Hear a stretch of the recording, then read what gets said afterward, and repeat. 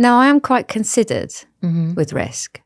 And I do look at all eventualities. I am a strategist, I suppose, in many ways, working with people's lives, but also in my previous job.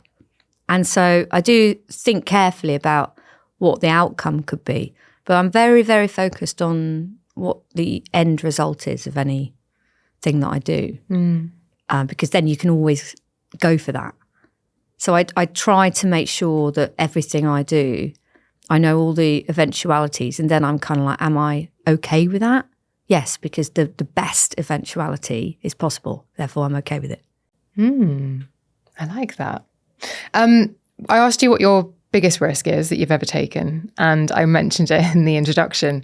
You had this incredible job in media, a really well-paying, high-profile, influential, important job, and something made you take the leap. So tell me about that. Yeah, so I did have this wonderful job, and I did love my job, and I was lucky enough to get that job from a creativity competition straight out of uni with The Guardian. And so I went through these rigorous things, and then I landed this job in television development, which then was for a very big company, Endemol Shine. And I worked my way up there, and I absolutely loved it. I worked hard, and it got to the point where I had had so much fantastic experience working to help all these incredible people get onto broadcasting. And that was the biggest joy. Lots of comedians and creating really wonderful formats, like lots of panel shows and being involved in those teams. Still running like Would I Lie to You, 8 out of 10 Cats. Those were the glory days. And I feel so grateful that I was a part of all those things. And then I had moved up through the ranks, and I got headhunted for quite a big job. I was quite young then. I think I was about 28. I looked very miniature. And I was like, hey, here I am. And then I just loved it. And I got to travel the world and do all this stuff. And then it got to a point where my son, because I have my son, was a teenager, just.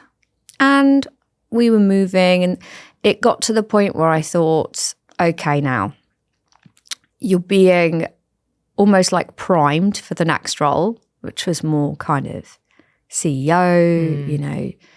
And I thought to myself, well, the dream that I have inside me is to work with people, to help them to create success and joy, like in the way that they want.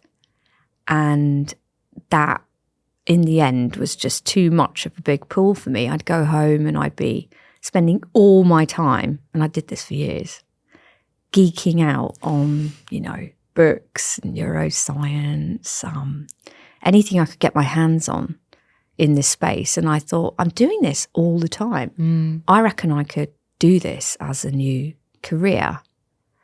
And so I did. So I did resign, take my terrifying slip of paper into my boss, shaking. And we had a hug, and, you know, she was a great boss at the time. And I just thought, I have to not do this to the next level. I have to go now. So I did.